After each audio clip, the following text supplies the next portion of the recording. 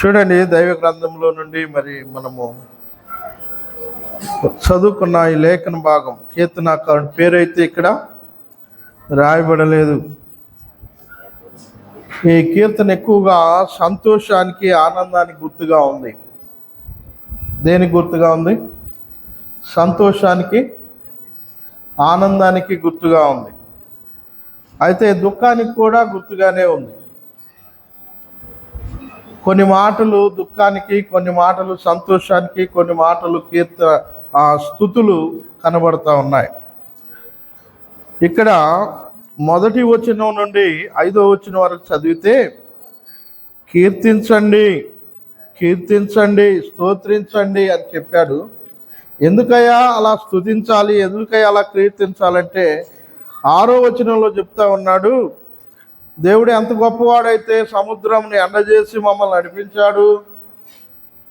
చూసారా, ఆయన సముద్రమును వెండిన భూమిగా చేసెను, జనులు కాలి నడక దాటిరి. అక్కడ ఆయన యందు మేలు సంతోషించితిమి, మేలు సంతోషించితిమి అంటున్నారు. చూసారా, అందుకు కీర్తించాలి, అందుకు సంతోషించండి. దేవుడు చేసిన ఈ గొప్ప కార్యం ఎంతో విలువైంది. అంత మాత్రమే కాదు, కానీ 9వ వచనంలో కూడా దేవుడు చేసిన కార్యాన్ని వాళ్ళు తలపోస్తూ ఉన్నారు. చూడండి ఒకసారి, జీవప్రాప్తులనుగా మమ్మును కలుగజేయవాడు ఆయనే, ఆయన పాదములు, ఆయన మా పాదములు కదలనీయడు. ఏం చేయడంట? ఆయన మా పాదములు కదలనీయడు. మనం జీవప్రాప్తులుగా చేసిన వాడు ఆయన, అందుకు స్తుతించాలి, అందుకు ఆయనను కీర్తించాలి అని చెప్పి ఈ కీర్తనాకారుడు రాస్తా ఉన్నాడు. రాస్తూ 18వ వచనానికి వచ్చేటప్పటికే ఒక మాట స్పష్టంగా తెలియజేస్తా ఉన్నాడు. నా హృదయములో నేను పాపమును లక్ష్యము చేసిన ఎడల ప్రభువు నా మనవి వినకపోవును అన్నాడు.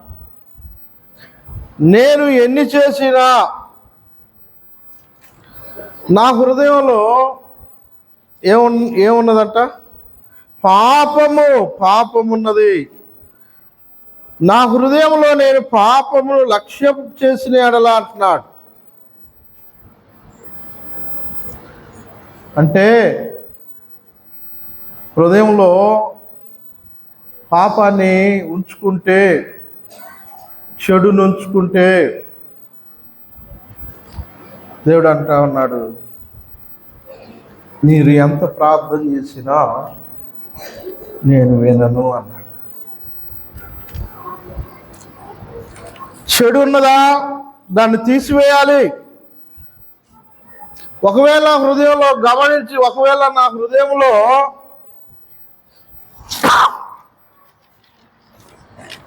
దేవునికి విరోధమైన కార్యాలు, సమాధానము లేని కార్యాలు, క్రోధాలు, ద్వేషాలు, దూషణలు, అసూయలు, పగలు, ఇవేమో నా హృదయంలో ఉన్నాయా? మీరు ప్రార్థన చేసిన ఏమన్నా లక్ష్యం ఉంచను. ప్రియులరా, దేవుడు లక్ష్యం ఉంచాలి. హృదయంలో ఈ చెడు ఉంటే దేవుడు అన్నాడు, నేనెన్ను. నువ్వెంతన్నా ప్రార్థన చెయ్యి, నేనెన్ను. ఎందుకయ్యా ఎన్నువంటే హృదయంలో ఏముంది?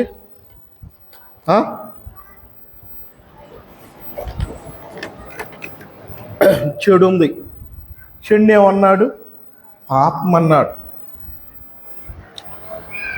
చెడును పాపముగా ఎంచన్నాడు. పాపమును ఉంచుకొని ఎడల ఉంటే ఏమన్నాడు? నేను లక్ష్యం ఉంచను. ఉంచుతానన్నాడా? చూడండి ఒకసారి, చదువునా నా మాట.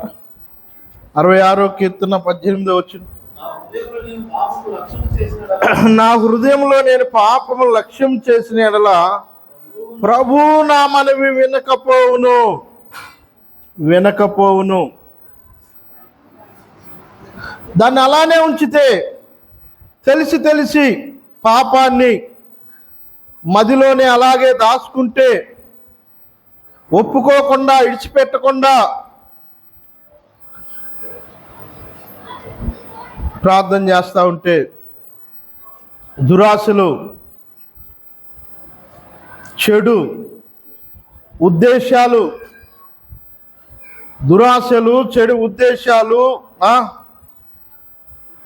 చెడ్డ మనస్తత్వాలు ఉన్నట్లయితే ప్రభు అంటున్నాను నేను వినను. చూడండి కీర్తనలు 15వ అధ్యాయం, సామెతలు 15:29 చదువయ్యా. సామెతలు 15వ అధ్యాయం 29వ వచనం చూడండి. భక్తిహీనులకు యెహోవా ఎలా ఉంటాడంట? దగ్గరగా ఉంటానా దూరంగా ఉంటున్నాను అన్నాడా? భక్తిహీనులకు యెహోవా దూరస్తుడు, నీతిమంతుల ప్రార్థన ఆయన ఆలకించును.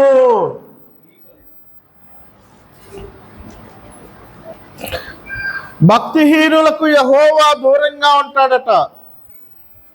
దూరంగా అర్థమవుతుందా? హృదయములో పాపమును లక్ష్యము చేసిన ఎడలా ప్రభు మనవి వినక పోవును అన్నాడు. మన హృదయంలో చెడు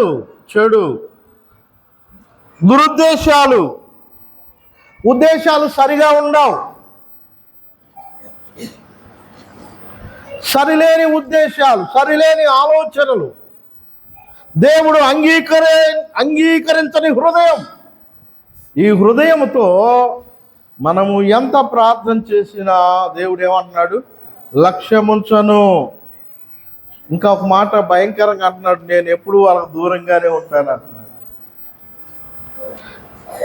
దూరంగా ఉంటానంటున్నాడు. ఇది భరించగలమా మనం?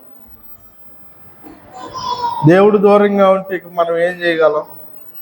ఎంత ప్రార్థన చేసినా ప్రభు దగ్గర ఉంటే మన ఓదార్పు, నెమ్మది, ఆదరణ కలుగుతూ ఉంటుంది. ప్రతిరోజు మనం ఉజ్జీవింపబడతాం. ప్రతిరోజు ఆత్మలో ఆ నూతనత్వాన్ని కలిగి జీవిస్తూ ఉంటాం. కానీ ప్రభువే దూరంగా ఉంటే మన జీవితం ఏమవుతుంది?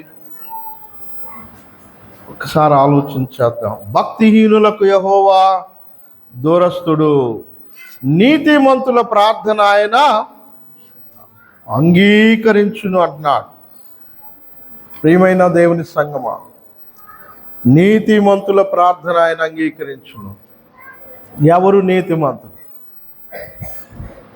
చూస్తారా? చూడండి దైవ గ్రంథంలో లూకా సువార్త 18వ అధ్యాయం 13వ వచనం. లూకా సువార్త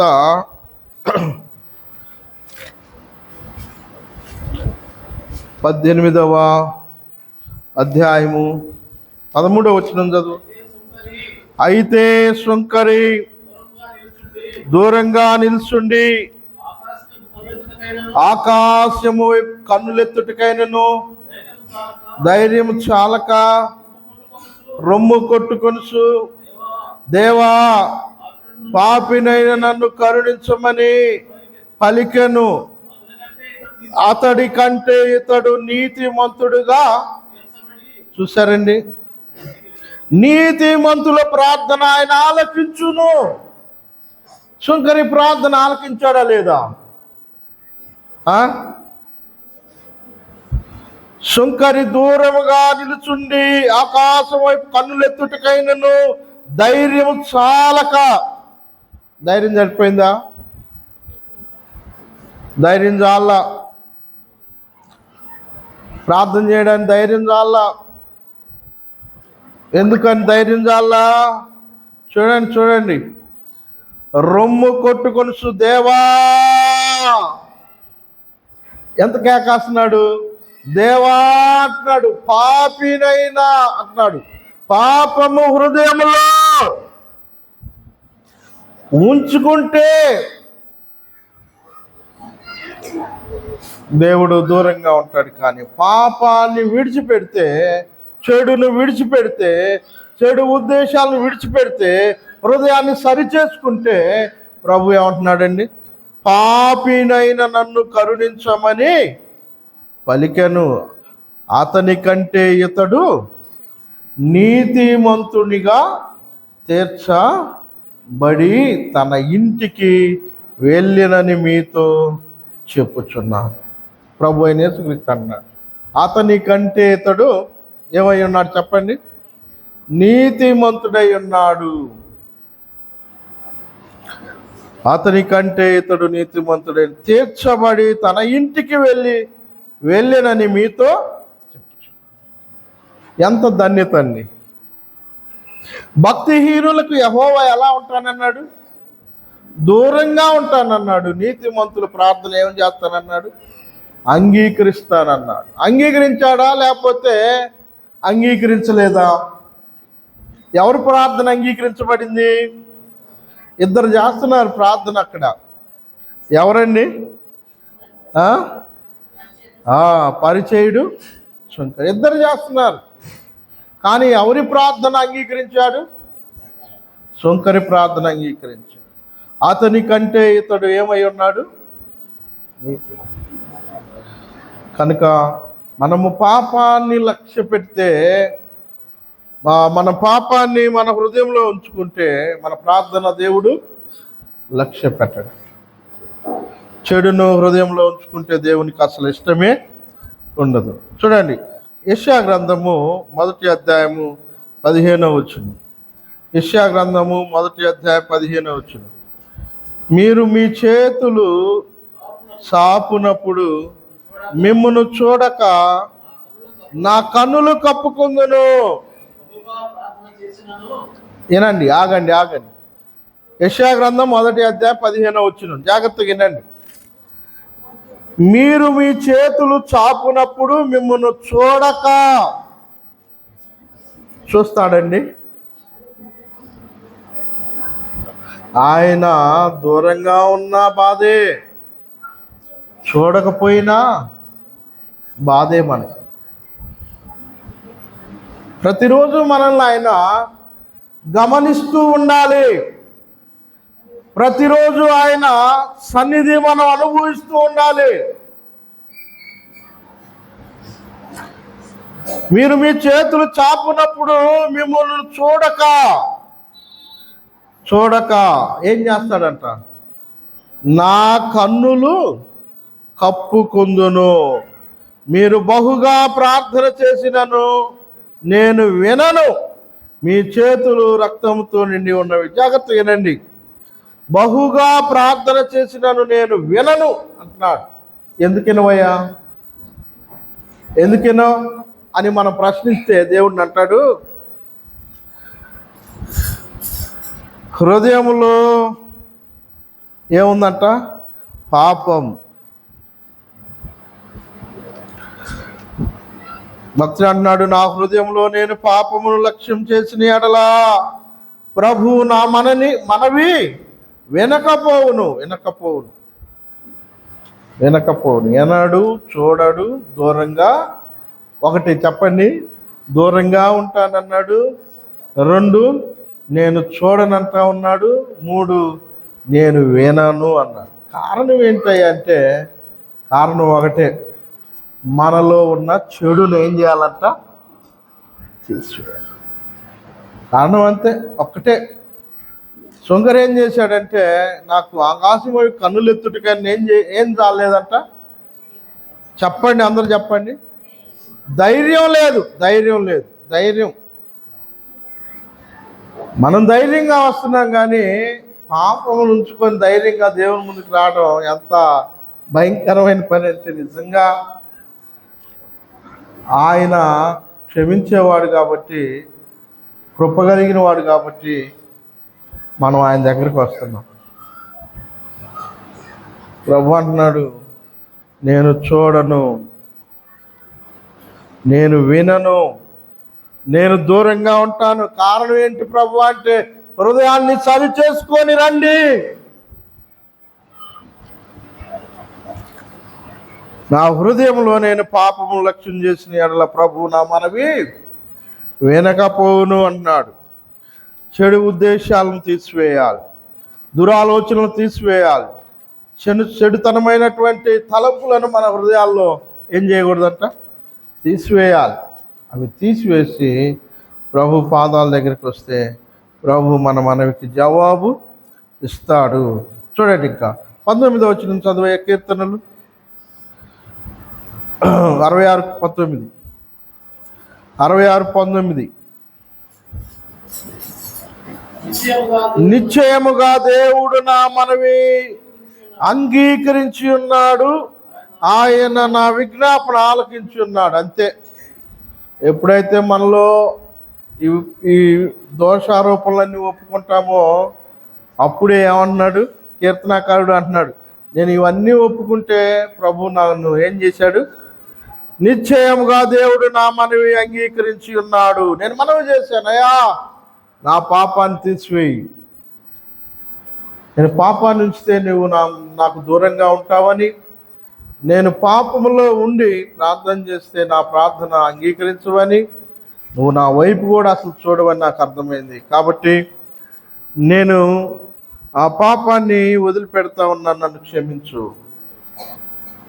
అని ఎప్పుడైతే కీర్తనాకారుడు ప్రార్థన చేశాడో మరలా అంటున్నాడు, నిశ్చయముగా దేవుడు నా మనవి అంగీకరించి ఉన్నాడు, ఆయన నా విజ్ఞాపన ఆలకించి ఉన్నాడు, దేవుడు నా ప్రార్థన త్రోసివేయలేదు, నా యొద్ద నుండి తన కృపను తొలగింప లేదు, ఆయన సన్నుతింపబడును గాక, ఆయన సన్నుతింపబడును గాక.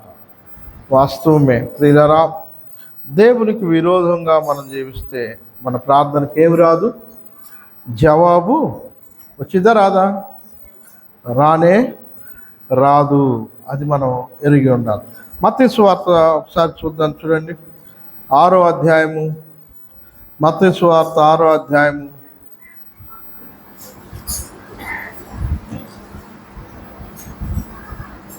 5వ వచనం. ఒక్క నిమిషం.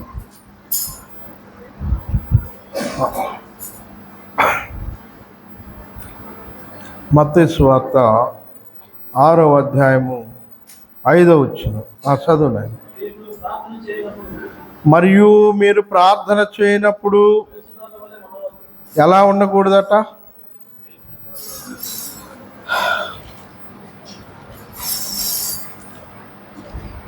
మీరు ప్రార్థన చేయనప్పుడు వేషధారుల వలె ఉండవద్దు, మనుషులకు కనబడవలెనని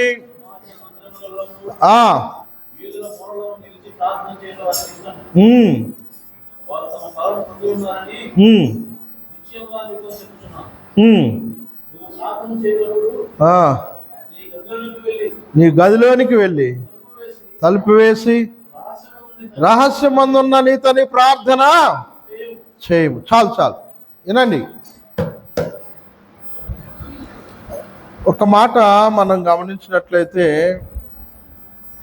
మరియు మీరు ప్రార్థన చేయనప్పుడు అంటున్నాడు, వేషధారుల వలె ఉండవద్దు, వేషధారుల వలె ఉండవద్దు. మరి ఎలా ఉండాలి? నువ్వు ప్రార్థన చేసినప్పుడు దేవునికి మాత్రమే కనబడాలి. ఎవరికి కనబడాలి? మనం దేవునికి మాత్రమే కనబడాలి.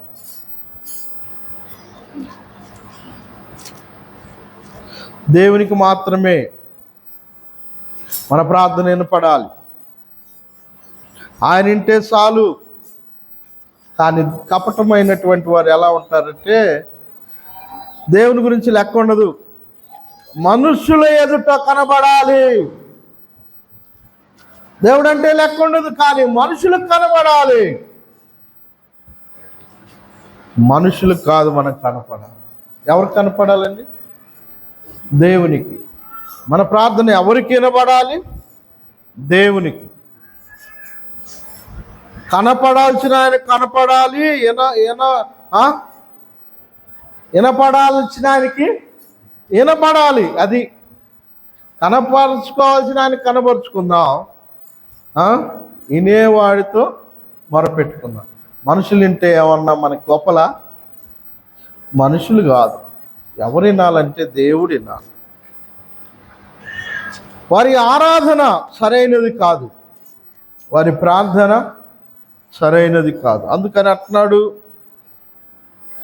ఒక మాట, మరియు మీరు ప్రార్థన చేయనప్పుడు వేషధారుల వలె ఉండవద్దు, మనుషులకు కనబడవలెనని సమాజ మందిరాల్లోను వీధుల మూలల్లోనూ నిలిచి ప్రార్థన చేయటం వారికి ఇష్టం. వారు తమ ఫలం పొంది ఉన్నారని నిశ్చయముగా మీతో చెప్పుచున్నాను. ప్రియమైన దేవుని సంగమా, దేవుడు అంటా ఉన్నాడు, దాంట్లో ఎంతో ప్రమాదం ఉంది. ఎంత ప్రమాదం అంటే, వేషాలు వేయొద్దు, కనపడొద్దు. ఎవరికి? అది వినిపించొద్దు. ఎవరికి? మనుషులకు కాదు. దేవునికి వినిపిద్దాం, దేవునికి కనబడదాం. దాంట్లో ఎంతో ప్రమాదం ఉంది. వింటారు కానీ మెచ్చుకుంటారు.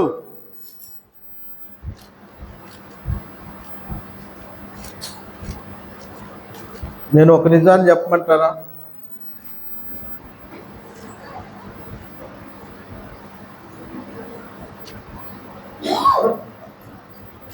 మన మీటింగ్స్ రోజు అయిపోయిన తర్వాత చాలామంది ఫోన్ చేసి, అన్న పాటలు బాగున్నాయి అని చెప్పారు. నిజంగా నాకు దేవునికి మహిమ, దేవునికి మహిమ. నాకు ఎక్కడ అతిశయం వస్తుందో అక్కడే తొక్కబడతాను, గుర్తుపెట్టుకోండి. నాకు ఎప్పుడు హెచ్చింపు వస్తుందో అప్పుడే నేను బలహీనునైపోతాను, అంతే. ఎవరన్నా మనల్ని మెచ్చుకుంటూ ఉన్నారంటే అది మనకి కిందకి దింపిద్దే తప్ప పైకి తీసుకునేది కాదు. కాలం మెచ్చుకోవచ్చు, ప్రేమించి చెప్తే దేవునికి మహిమ, దేవునికి స్తోత్రం, అంతే. మనకు కాదు అది.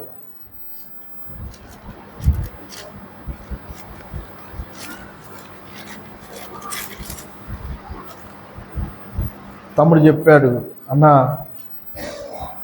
పాటలు రాయటం ఆపేయి కొద్ది రోజులు.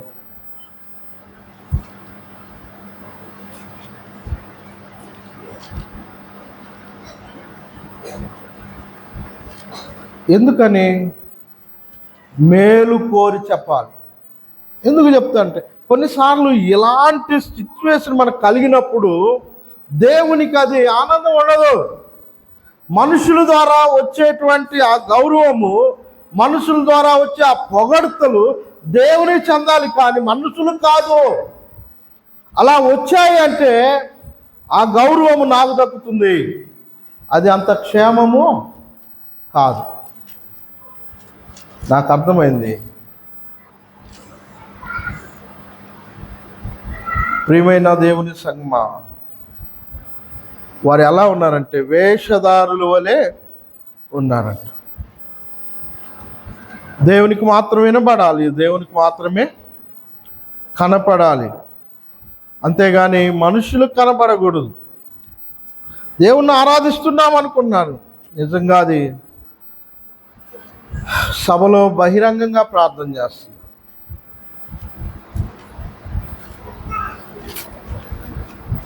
వాళ్ళు మాట్లాడినప్పుడు ఇతరులకు కష్టాలు కలుగుతూ ఉంటాయి. కొన్నిసార్లు ఆదరణ కలిగిస్తాయి. ప్రియమైన దేవుని సంగమా, జ్ఞాపకం చేసుకో, మన ప్రార్థనలు దేవుడు ఎందుకు వింటలేదు అంటే వేషధారితనం మనలో లేకుండా ఉండాలి. పాప జీవితం మనలో లేకుండా ఉంటే ప్రభు ఖచ్చితంగా మన ప్రార్థనకి జవాబు ఇస్తాడు. ఇది రెండో విషయం. చూడండి, ఇంకొక సంగతి చెప్తాను. యాకోబు రాసిన పత్రిక 1వ అధ్యాయం 8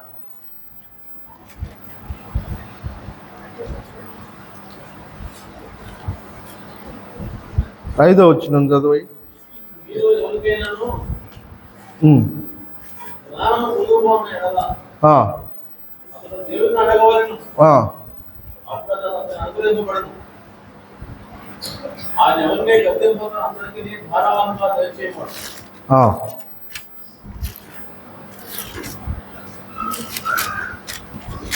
చదువు.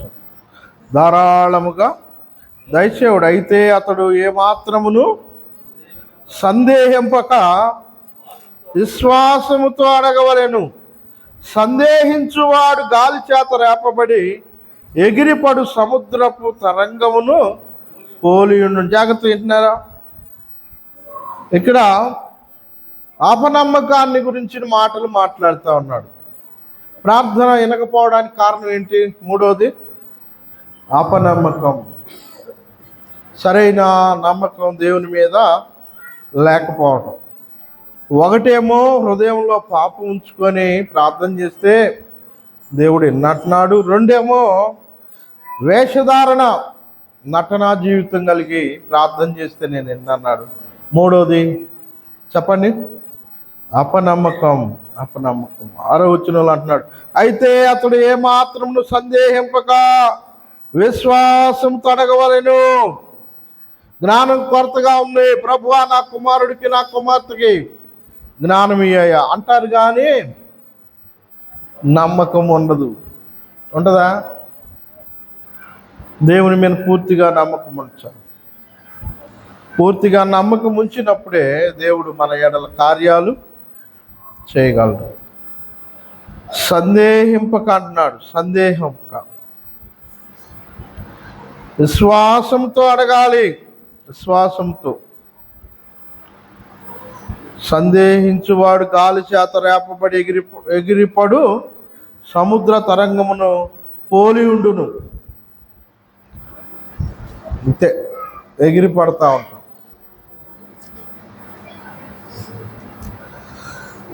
ప్రియమైన దేవుని సంగమా, ఒకటి అపనమ్మకం అనేది మన జీవితాల్లో మన ప్రార్థనకి ఆట.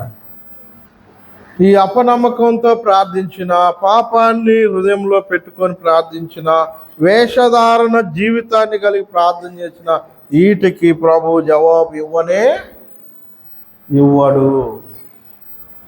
ఇస్తాడా? ఇవ్వడు. సరే, ముందుకు వెళ్దాం. 1 పేతురు పత్రిక 3వ అధ్యాయం 7వ వచనం. 3వ అధ్యాయం 7వ వచనం. హట్టువలే పురుషులారా, జీవమను కృపావరములో మీ భార్యలు మీతో పాలివారై ఉన్నారని ఎరిగి ఎక్కువ బలహీనమైన ఘటమని భార్యను సన్మానించి మీ ప్రార్థనలకు అభ్యంతరములు కలగకుండానట్లు జ్ఞానము చొప్పున వారితో కాపురము చేయండి. నేను భార్యాభర్తల గురించి మాట్లాడుతూ ఉన్నాను. భార్యాభర్తలకు మధ్య కొన్నిసార్లు అభ్యంతరాలు, అసమాధానాలు, అనైక్యతలు కలుగుతూ ఉంటాయి. అర్థమైందా? వినండి అయ్యా. కుటుంబ జీవితంలో సమస్యలు, భర్తతో గొడవ, భార్యతో గొడవ, ఇద్దరు సమాధానం లేకుండా మందిరానికి వస్తారు, ప్రార్థన చేస్తారు. వింటాడా దేవుడు?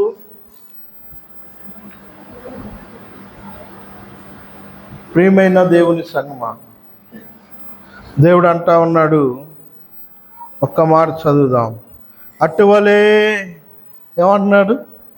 పురుషులారా, జీవమను కృపావరంలో మీ భార్యలు మీతో పాలువారై ఉన్నారని ఎరిగి ఎక్కువ బలహీనమైన ఘట్టమని భార్యను సన్మానించి మీ ప్రార్థనలకు అభ్యంతరం కలగకుండానట్లు అంటున్నాడు. కొన్నిసార్లు ఆ డబ్బులు ఎందుకు తీసావు, వచ్చింది గొడవేక. ఎక్కడొచ్చింది? ఇక్కడ రాసింది అదే, డబ్బులు కాడనే వచ్చిందట గొడవ. పురుషులారా, జీవమును కృపావరంలో మీ భార్యలు మీతో పాలివారై ఉన్నారని ఎరగండి. అంటే ఇంట్లో 10,000 తెచ్చిపెట్టాడు. 10,000 తెచ్చిపెడితే భర్తకు తెలియకుండా ఏదో ఖర్చుల కింద ఒక 2,000 తీసింది. 2,000 తీసిన తర్వాత భర్త వచ్చి అడిగాడు, అమ్మాయి 2,000 ఏమైనాయి? 2,000 10,000 ఉండాలి కదా అని అడిగితే, పలానా అవసరానికి ఇచ్చానయ్యా అంటది. ఇచ్చానయ్యా అంటే ఆయన దేనికి తెచ్చిపెట్టిండు. ఇంకా వాళ్ళ మధ్య ఎక్కడ వచ్చిందంటే, ఒక మాట చెప్పొచ్చు కదా. ఏమొచ్చింది? ఒక్క మాట చెప్పొచ్చు కదా, చిన్న మాట, ఒక్క మాట చెప్పొచ్చు కదా అనగానే తీసుకునే అధికారం లేదా? ఇక అక్కడి నుంచి ఏమైందండి వాళ్ళ మధ్య? మాటకి మాట కుటుంబాన్ని ఏం చేసిందంటే, భార్యాభర్తల మధ్య ఇద్దరి మధ్య అభ్యంతరాలు వస్తాయి, సమాధానం ఉండదు. ఇక ఒకరికి ఒకరు ఇలాగైపోతారు. చిన్న విషయంలోనే అలా అయినప్పుడు ప్రార్థనకి ఏమైందండి? ఇప్పుడు ఏమైంది? అభ్యంతరం కలిగిద్ది. అరే ఈరోజు ఏం పోతాంలే, ఇంట్లో సమస్య వచ్చింది. భర్త ఆగిపోతాడు, భార్య ఆగిపోతుంది. నువ్వు అలా ఉండి ఒకవేళ ప్రార్థనకు వచ్చి ప్రార్థన చేస్తే దేవుడు వింటాడా? ఇంకడండి చదవండి, అక్కడ చదువయ్యా. 3వ అధ్యాయం 7వ వచనం, పేతురు మొదటి పత్రిక. అటువలే పురుషులారా, జీవమను కృపావరములో మీ భార్యలు మీతో పాలివారై ఉన్నారని ఎరిగి ఎక్కువ బలహీనమైన ఘటమని భార్యను సన్మానించి మీ ప్రార్థనలకు అభ్యంతరము కలగకుండునట్లు, జాగ్రత్తగా ఈ మాట అంటలేదు, మీ ప్రార్థనలకు అభ్యంతరము కలగకుండునట్లు. దేనికి కలిగిద్ది అభ్యంతరం? 2,000 దగ్గర దేనికి కలిగిద్దండి అభ్యంతరం? ప్రార్థనకు కలిగింది. ఇద్దరి మధ్య సమస్యలు, దానివల్ల ఏమైందంటే ఆరాధనకి దూరం అవుతారు, ప్రార్థనకి దూరం అవుతారు. కుటుంబంలో చిన్న చిన్న ఆ బలహీనమైనటువంటి ఆ సమస్య మందిరానికి రాకుండా నెలలు నెలలు, వారాలు వారాలు. అర్థమవుతుందా? ఎన్ని వారాలు? భార్య భర్తల మధ్య సమస్య కొన్ని వారాలు, కొన్ని నెలలు దేవుని సన్నిధిని దూరం చేసింది. దేవుని సన్నిధిని దూరం చేసి, దేవుని సన్నిధిని దూరం అవుతాం. దేవుని సన్నిధిని దూరమైన తర్వాత వినండి, దేవుని సన్నిధి దూరమైన తర్వాత సహవాసం ఉండదు, ప్రార్థన ఉండదు. ఉండదా?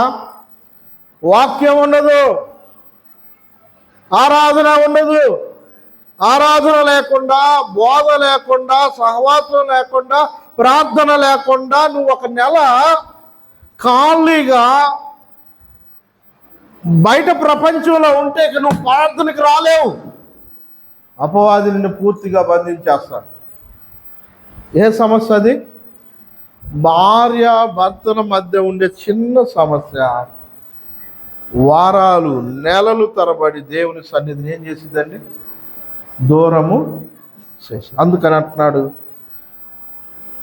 జీవమను కృపావరములో మీ భార్యలు మీతో పాలివారై ఉన్నారని విరిగి అంటున్నాడు. పాలివారు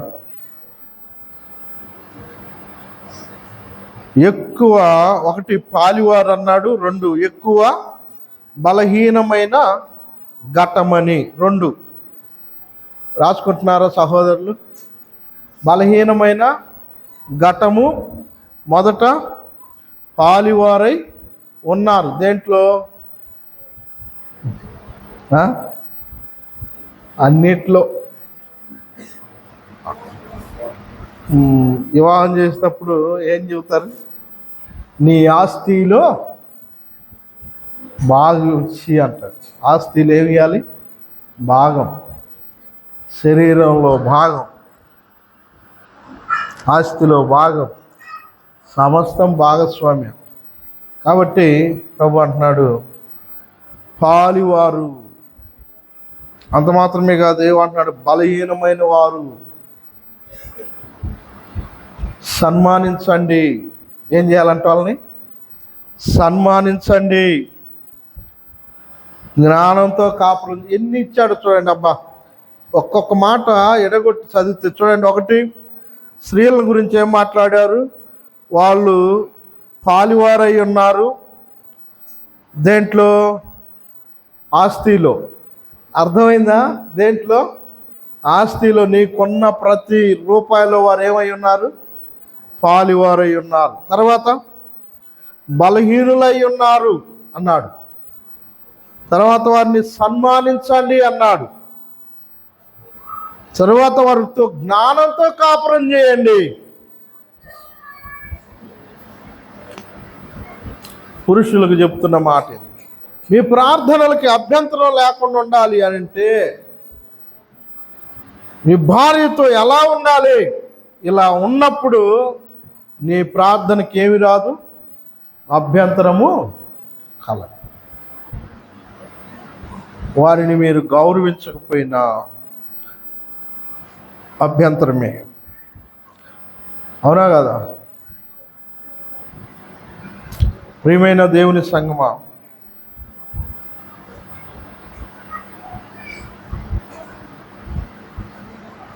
ఊర్లో అందరితో మాట్లాడు, ఇంట్లో మౌనంగా ఉండు. ప్రార్థనకి ఏమొచ్చింది? అభ్యంతరం వచ్చింది. భార్యతో మాట్లాడకుండా ఊళ్ళో వాళ్ళతో అందరితో మాట్లాడుతున్నాం అంటారు. అభ్యంతరం అయిద్దా లేదా? అభ్యంతరం.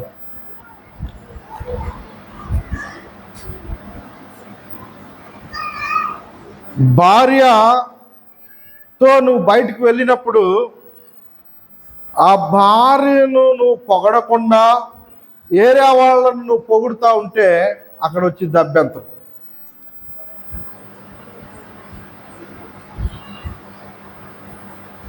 ప్రార్థనలకి అభ్యంతరం అక్కడే. వాళ్ళు పలకరు, మాట్లాడతారా? వాళ్ళకి ఇవ్వాల్సిన సమయం వాళ్ళతో మాట్లాడాల్సినట్టు మాట్లాడాలి. ప్రార్థనకు అభ్యంతరం లేక వాళ్ళు అన్నాడు ప్రభువారు, వాళ్ళు బలహీనులు. ఎవరంట వాళ్ళు? బలహీనమైన ఘట్టము. వారు మీ ఆస్తిలో పాలిభాగస్తులు. వారితో ఎలా చేయాలంట? కాపురం ఎలా చేయాలంట? జ్ఞానంతో చేయాలి. ఇవన్నీ కూడా కుటుంబ జీవితంలో వచ్చే అభ్యంతరాల గురించి చెప్పాడు. కొన్నిసార్లు భార్యాభర్తల మధ్య ఇట్లాంటి సమస్యలు వస్తాయి. కాబట్టి వీటిని సరి చేసుకోండి. మీ ప్రార్థనకి ఎందుకు జవాబు రావట్లేదంటే భార్యాభర్తల మధ్య ఐక్యత లేదు. కాబట్టే నీ ప్రార్థనకి ఏం లేదు? జవాబు లేదు. జవాబు రావాలంటే భార్యాభర్తల మధ్య ఏముండాలి? సమాధానం ఉండాలి. జవాబు రావాలంటే హృదయంలో ఏముండకూడదు? పాపము ఉండకూడదు. జవాబు రావాలంటే మన ఎదుటి వారితో వేషధారులుగా ఉండకూడదు. దేవునికి మాత్రమే కనబడాలి. దేవుడు మాత్రమే మన ప్రార్థన వినబడాలి. తర్వాత అపనమ్మకం. మన నమ్మకం నిజంగా నమ్మి ప్రార్థన చేయాలి. అపనమ్మకంతో మనం ప్రార్థన చేస్తే, విశ్వాసం లేకుండా ప్రార్థన చేస్తే ఆ ప్రార్థనకు దేవుడు జవాబు ఇవ్వడు. భార్యాభర్తల మధ్య అనైక్యతలు ఉన్నట్లయితే, అభ్యంతరాలు ఉన్నట్లయితే ఆ ప్రార్థన కూడా దేవుడు జవాబు ఇవ్వడు అని ఖచ్చితంగా చెప్తా ఉన్నాడు. సరే, ముందుకు ఒక్క మాట చదివి నేను ముగిస్తాను. మలాకీ గ్రంథము 3వ అధ్యాయం, మలాకీ గ్రంథము 3వ అధ్యాయం.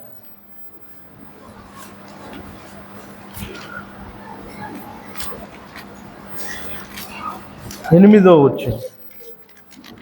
మానవుడు దేవుని యొద్ద తొంగిలిన చూడండి మలాకీ గ్రంథము 3వ అధ్యాయం 8వ వచ్చింది. మానవుడు దేవుని యొద్ద దొంగిల్లునా, అయితే మీరు నా యొద్ద దొంగిలితురి. దేని విషయంలో చూడండి, మానవుడు దేవుని యొద్ద దొంగిల్లునా అన్నాడు. దేవుని దగ్గర దొంగతనం చేస్తామండి. ఎవరి దగ్గర అంట? దొంగతనం చేస్తే ఎక్కడోసారి చేస్తారు కానీ దేవుని దగ్గర దొంగతనం చేయటం ఏంటి?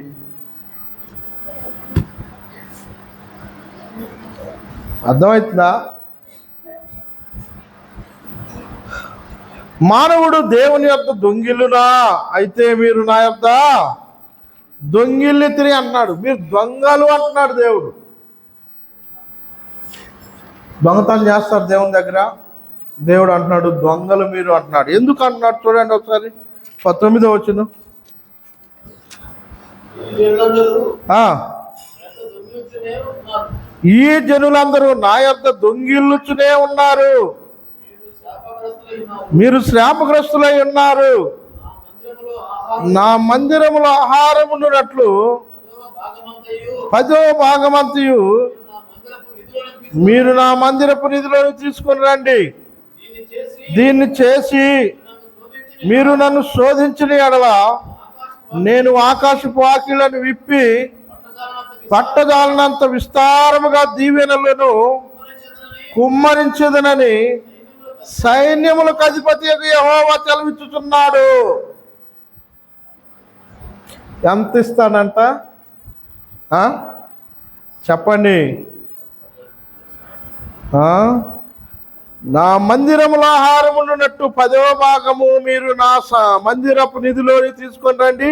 దీన్ని చేసి మీరు నన్ను శోధించిన ఎడల నేను ఆకాశపు వాకిళ్లను విప్పి పట్టజాలనంత విస్తారముగా దీవెనలను కుమ్మరించేదను. ఏం కుమ్మరిస్తాడంట?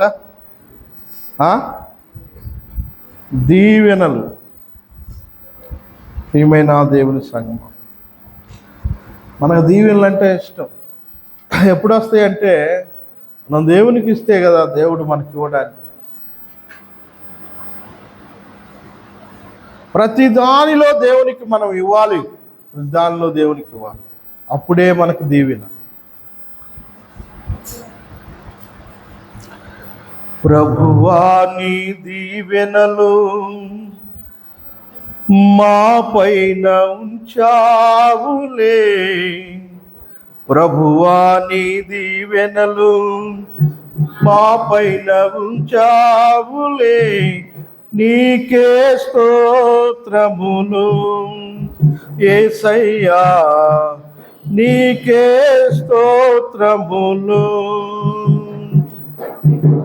ప్రభువా నీ దీవెనలు మా పైన ఉంచావులే. నీకే స్తోత్రములు యేసయ్యా, స్తుతి స్తోత్రములు.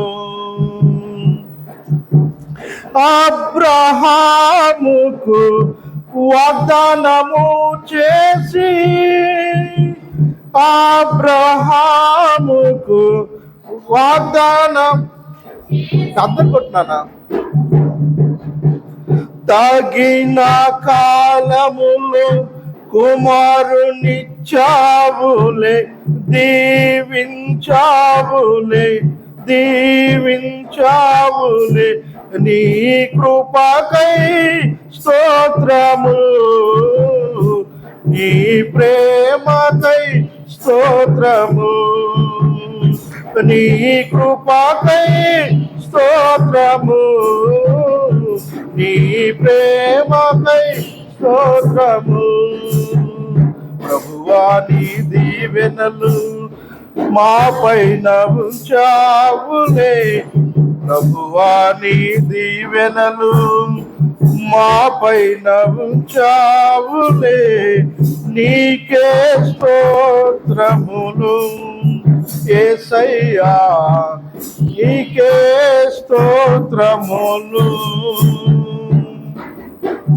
కరువు కాలములో విస్తారమైన ఫలములతో దీవించావులే, ఇస్సాకును దీవించావులే, ఇస్సాకును నీ కృపకై స్తోత్రము, నీ ప్రేమకై స్తోత్రము, నీ కృపకై స్తోత్రము, నీ ప్రేమకై స్తోత్రము.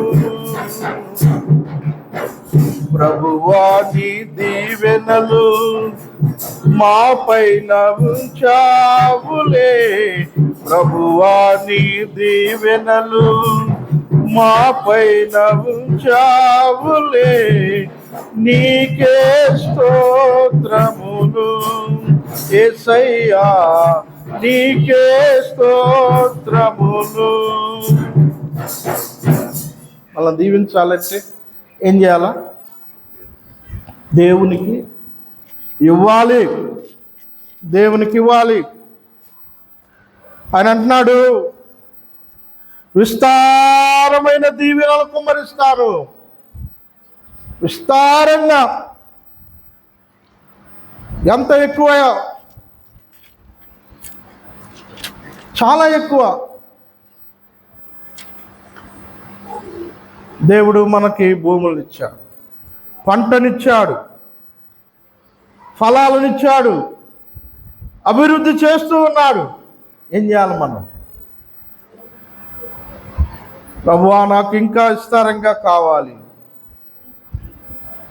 విస్తారంగా ఇచ్చువానికి విస్తారంగా దేవుడు ఏమన్నాడు? వెదజల్లు, వెదజల్లు. వెదజల్లితే నీకేముంటుందండి? విస్తారమైన ఫలము. ప్రియమైన దేవుని సంగమా, నేను చూస్తున్నా నా దీవెన, మీరు చూస్తున్నారా? ఆ దీవెన నేను చూస్తున్నాను. నేను ఎన్నోసార్లు చెప్తా ఉన్నాను, నా ఇంటి ఖర్చు నెలకి 50,000 అవుతుంది. ఎంత అవుతుంది? 50,000 అయింది. నా భార్య అన్ని విషయాలలో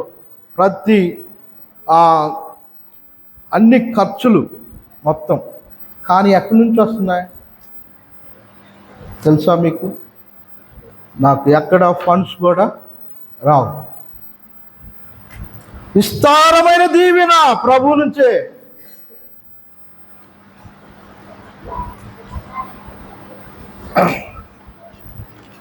ఈ రోజుకి నేను లోటు లేకుండా బ్రతుకున్నా.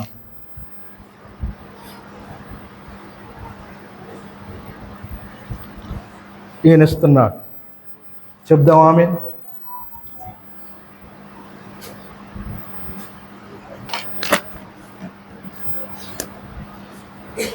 మీరు అనుకోవచ్చు, ఆయనకి ఏమిటండి అట్లా. ఎన్ని అనుకునే ఇబ్బంది ఏం లేదు నాకు.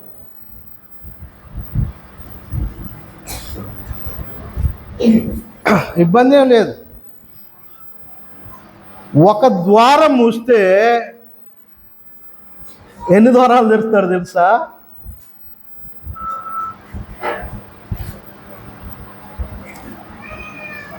ఒక మార్గం నుండి వచ్చి 10 మార్గాల నుంచి పారిపోయారు. అట్లుంటుంది అనమాట. ఒక ద్వారం మూయబడితే ఏమీ లే, ఆయనకి అనుకోని ఒకవేళ అనుకుంటే ఏమైందండి? ఎన్ని ద్వారాలు వస్తాయి? ఎన్నో ద్వారాలు తెరవడం. ప్రియమైన దేవుని సంగమా, నీకు నాకు మనందరికి విస్తారమైన దీవెన రావాలి అని అంటే మనం ఏం చేయాలండి? మన చెయ్యి ఎప్పుడు కూడా అలా దేవుని సన్నిధిలో వచ్చేది వాస్తవమే.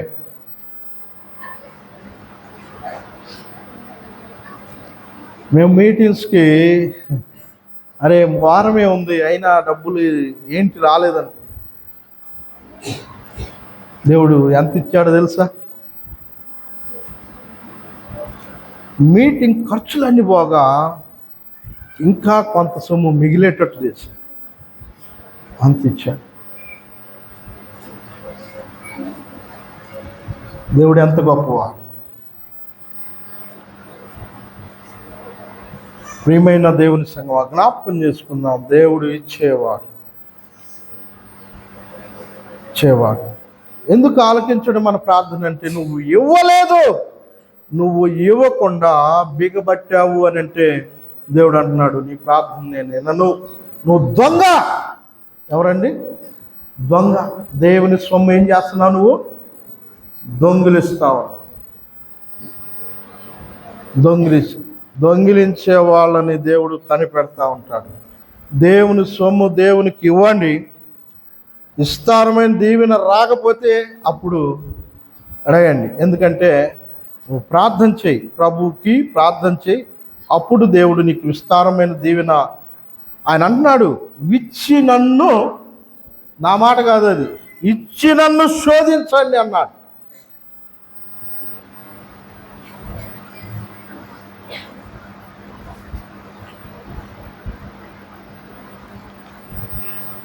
చెప్పండి. ప్రభు ఒకే మాట అన్నాడు. చిన్న మాట చెప్పి నేను ముగిస్తాను. ఒకనొక దినాన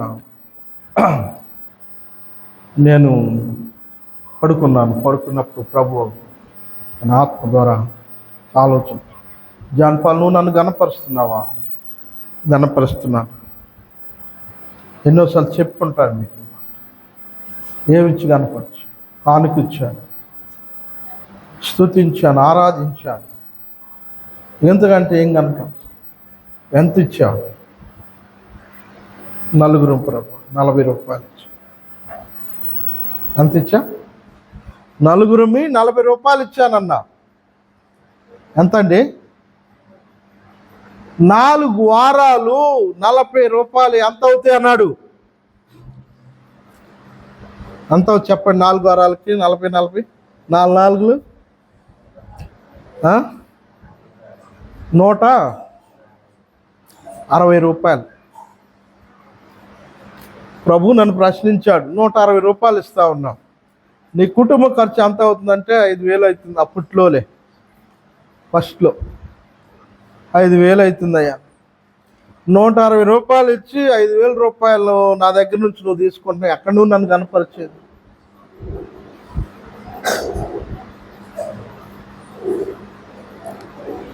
ఆ రోజు నుంచి ఈ రోజుకి ఘనమైన దేవునికి ఘనంగా నేను ఎప్పుడైతే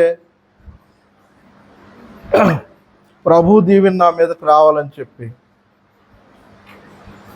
నేను ఆలోచించినంత దేవునికి ఇవ్వగలుగుతున్నానో, ఆయన ఇవ్వగలిగినంత ఆయన నాకు ఇస్తాను. ఇది నా రహస్య జీవితం. మీరు నమ్మండి, నమ్మకపోండి. దేవుడి మాటలు మన ఇంట్లో ఆస్వాదించు. ప్రార్థన.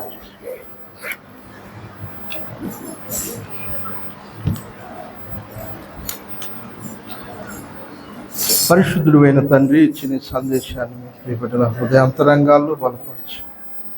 అందరికి అవసరం అందించు. ప్రార్థన అవసరతలు బిడ్డలు చేస్తూ ఇప్పుడు జ్ఞాపకం చేసుకుంటున్నాం. ప్రార్థన చేసి అడుగుతున్నాం. ఆమేన్.